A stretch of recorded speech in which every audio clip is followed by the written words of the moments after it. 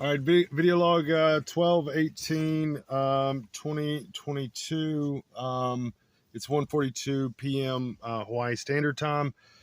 Just kind of picking up where I left off. It occurred to me a couple things. One of which is, again, I'm accusing them of investigative bias or diagnostic intent is what I call it, but investigative bias. And basically, what I'm getting at is, this manipulation of, I don't know what happened in the case details with Roy Gordon Cole, but, this sort of like, well, he's mentally ill, after something bad has happened, and just, well, yeah, the CIA was aware of him and he was mentally ill, but there's no like doctors, no, like, first of all, there's a question of like the legality of this, like, from a HIPAA standpoint, if he really is mentally ill, should you be disclosing it to everybody? But beyond that, what's the PhD that is prescribing or diagnosing people via this interface while they're being basically it's a lab experience. So you got this person that's in a cage in a technological or financial, or so they freeze assets, they route you to a safe house, this sort of thing. So I'm detained. I'm being detained, right? I'm with a very pleasant person, and it's all right. I've made do with my situation for over a year, but I'm being unlawfully detained. Now, I risk me saying that, or her, being told to throw me out because of the implications of it. It's not her fault, right? She's trying to do what's best based on this strange new world that we live in, but nonetheless, like, who diagnoses the mental illness, and why does the diagnosis come after something tragic has happened? And furthermore, what I'm starting to question is, like, the emotional states of these people are being called into question, but I'm wondering if there's auditing around the emotional states daily or not. I mean, for myself, I've cried myself to sleep a lot of nights in this, and it's hard for me to admit that, and it's emasculating and all of that, and everybody got to hear me, and it was, a big ha ha moment for some, and others felt other ways about it, and for a number of reasons, right? I mean, the sadness for my country being among the highest, sadness for just the fact that there's good people that are having to witness this sort of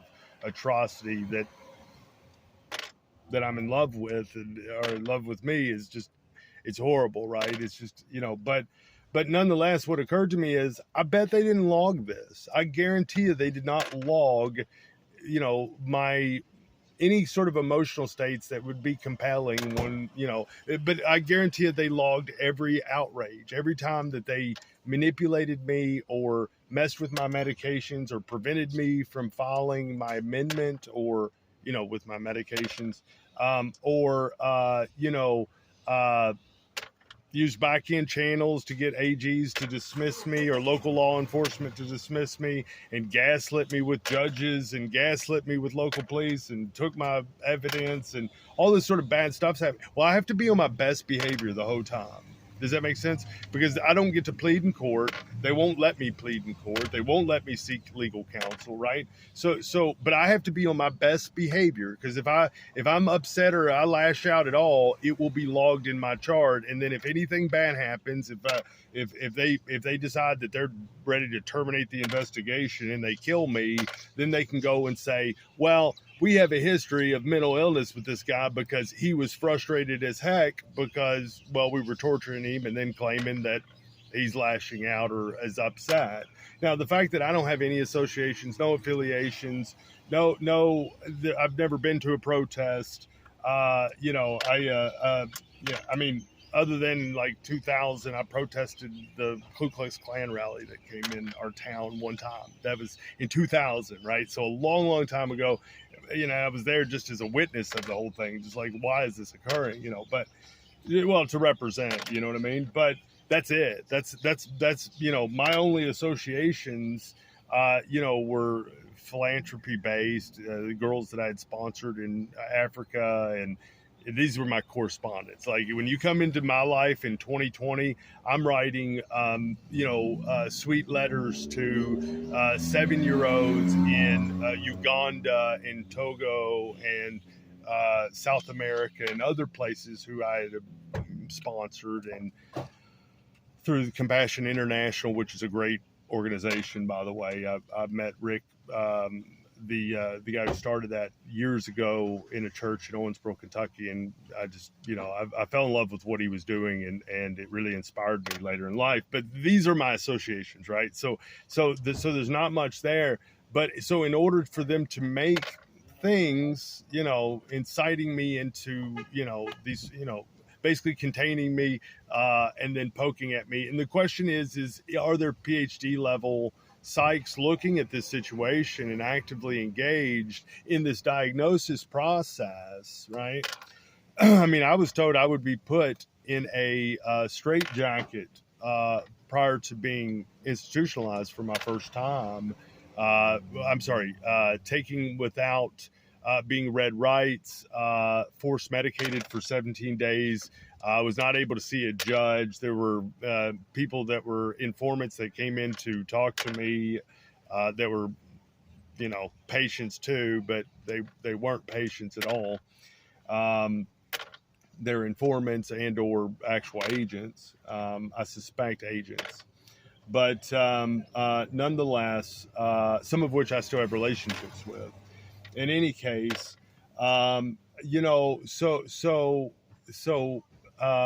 who diagnoses who as mentally ill, and what is the breadth of data that we use to do this, and is this data skewed? So if we're only noting the emotional occurrences that fulfill our agenda as far as our investigative bias are concerned, and we're not logging all emotional states changes, this sort of thing, we don't have a record of it. You're going to try to retrofit and go through and figure out what my good luck. There's 3 years of just nonstop narratives to sort through. Good luck. I bless you. Thank you. If you go through and give this level of attention to me, you will see that I'm not only innocent, I'm compelling, and there's a good reason that I understand God's plight with me in this situation, because I was able to endure it. I was able to recover from it, or I am still recovering from it, and I am attuned, and my core moral compass is righteous and not selfish, right? It's the opposite. I feel good about my situation, and I feel good about anybody who has to pour through the narratives. What I really am questioning is there a time log on notes? Within the notation system, the case logging system, do we actually have times connected to individual? Like, we don't really do. We take our notes and we compile them we parse out what we want to see, and then we apply it toward the thing that we're trying to project onto the target, or the or the assailant, or whatever, the perpetrator, or whatever y'all want to call it, right? But behind that, there is notes, and they ought to be time sequenced, and they ought to be time sequenced by who inserted them. My guess is they're not. And if they aren't, that's a concern. If they are, it's a concern. Well, we're trying to protect our agents from other agents. Like, doesn't look good. I mean, there's ways you could do access lists to do that, by the way. You could conceal. But anyway, I mean, like, not my problem. Does that make sense? It's not your internal, personnel issues are not my issue. They're not, yes, I would be happy to come in and consultatively help you figure it out. Does that make sense? But, but the fact is my bigger concern is that we're projecting onto, people that, clownfish. We're putting shark fins on clownfish is my concern, right? I'm not a shark fin. I mean, I'm not a shark fish. I'm not, I'm an angelfish. I'm not a clownfish even. I look like a clownfish a little bit, the big nose and all. But so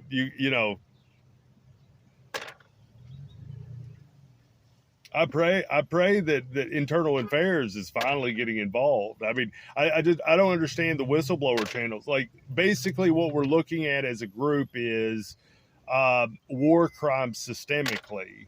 Like it's what it looks like, right? It looks like that there's systemic war crimes that are occurring as a result of this use of this Pegasus system that doesn't have controls. And so my guess is it's going to be isolated down to a few rogue agents, and as it should be, which is probably the ones perpetrating it.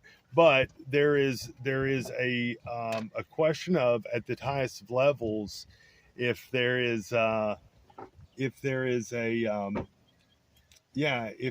justification for, or if there's a rational, like,